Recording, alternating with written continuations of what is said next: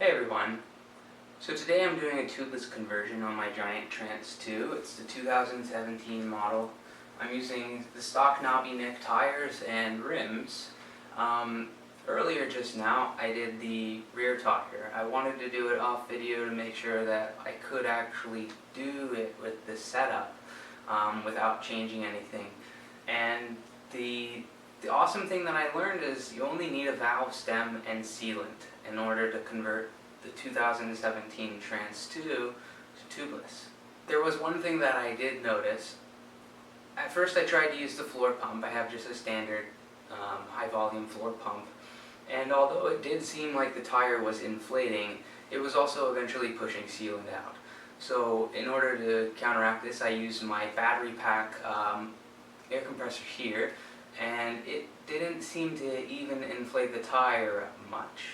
So what I did is, eventually the air compressor did push out the sealant, and then in those spots where the sealant was leaving, I massaged it. I actually tried to pull the bead towards the rim, and this ended up, once it sort of got close enough to the rim, it started to harden up, and then there were 2 pops and the bead set. So if we were to look over here, there's only 1, 2, 3, 4 areas where the sealant was coming out, and I'm pretty happy with the results. I had Stan's valves and valve stems. I also have Stan's rim tape and sealant, but I really only needed the sealant and these valve stems. One thing that I would like to note is that I wish that I had taken the time to clean my tires before I began the conversion. Unfortunately, what you'll find is that the dirt from the top of the tire might fall into the bottom cavity while you're doing it, so I found it convenient to use a vacuum, although it did take longer than just simply washing the bike from my tire. So now we'll do the front wheel.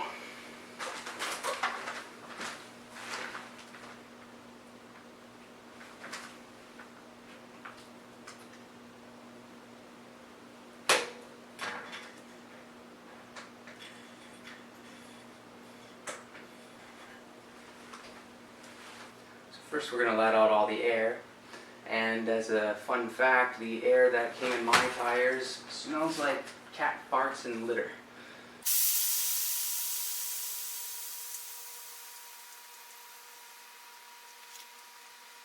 It smells really bad. And then I noticed that the tire seems to extremely wrinkle up, just because of the temperature change and the volume change.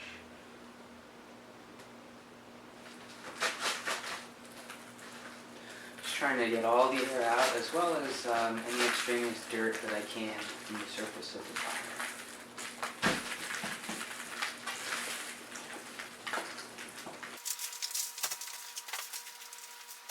So earlier I was able to get away with 2 tire levers in order to remove the tube, but you might be able to get away with just 1. You might need to use 3.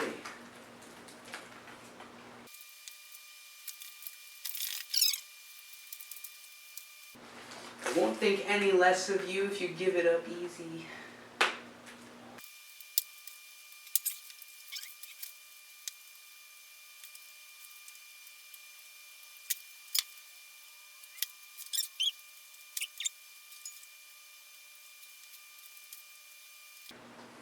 Yes. Yeah. I got it. So it doesn't pop back in.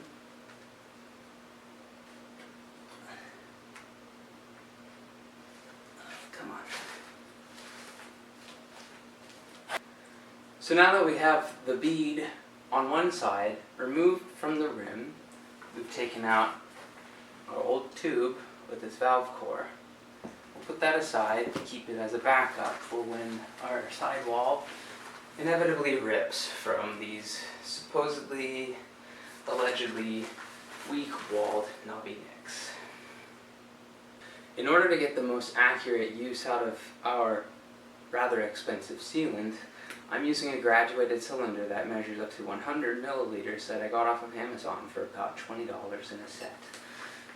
So I'm going to use 70 milliliters for the front tire, just like I used for the back. And as our friend Brian Kennedy points out, you really want to shake your stands before you put it in the tire. Now another really good step to add in, if you haven't cleaned your tires before initiating the procedure, as I haven't, you should break out your vacuum and clear any dust off of the top and bottom and surrounding areas before we continue. One thing that I should make a note of, if you are going to indiscriminately vacuum objects off of your floor or working area, you should make sure not to have any small items like valve cores that you might accidentally vacuum up, as I just did. So as you can see, I don't have a bike stand, but we're going to do our best here. I presume most of you don't have bike stands and are working in much of a similar way as I am. One thing that you really don't want to forget before you go to install is to put in your valve stem. Now I'm using Stan's universal valve stems, and they come with a valve core.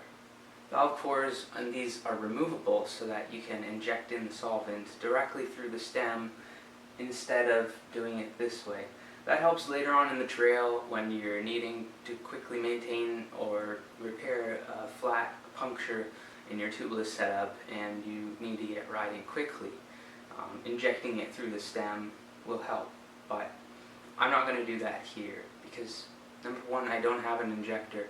Okay, so one really beautiful thing about these tubeless ready rims is that we don't have to drill it in order to install our valve stems. A lot of non-tubeless ready rims, they don't have a wide enough hole for the stem type, so with ours, however, we could just drop it in, put the locking nut on top, and it's very important that we only hand tighten this, because if you're finding that it's not sealing and you're having to tighten it too much, it's possible that you over drilled the hole and your stem isn't going to fit. You need a larger stem. Alternatively, it's possible that you just have the wrong stem for your rim type.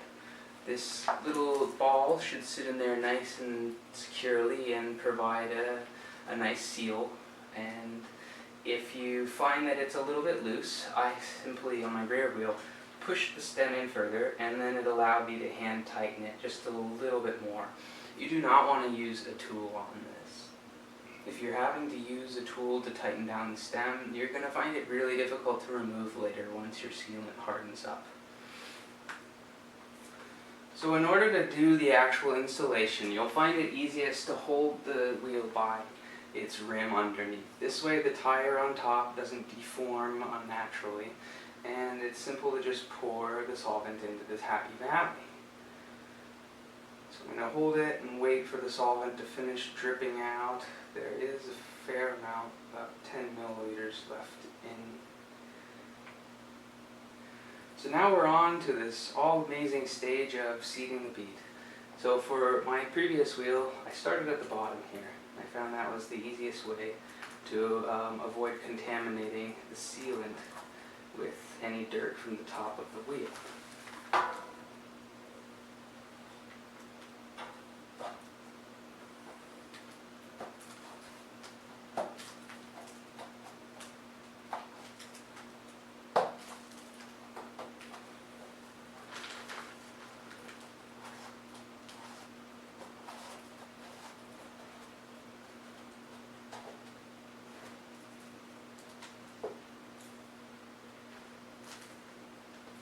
And this is the point where we need our tire levers.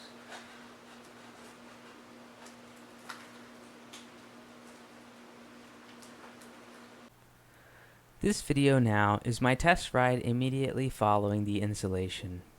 My video camera shut off as it ran out of battery and didn't capture the rest, but it was pretty straightforward and noisy anyway. After I reinstalled the tire using a couple levers, I went straight for the air compressor to attempt to seat the bead. I had the same experience as with my rear tire. The rubber wasn't close enough to the rim wall to allow it to inflate. After moving and massaging the leaky spots around, it filled up completely. I reinstalled and spun the wheel for a while to ensure the sealant was distributed throughout before using my floor pump to bring the PSI exactly to 20 where I wanted to first test. It's worth noting that, although I didn't hear the loud pop associated with the bead seating when I used the air compressor as I did with the rear wheel, but instead popped into place while using the floor pump afterward, if you didn't hear the pop, it's very possible that your bead wasn't seated properly and you might have something bad happen later while riding. When in doubt, ask someone who knows more than I do. As always, thanks for riding, and be sure to subscribe.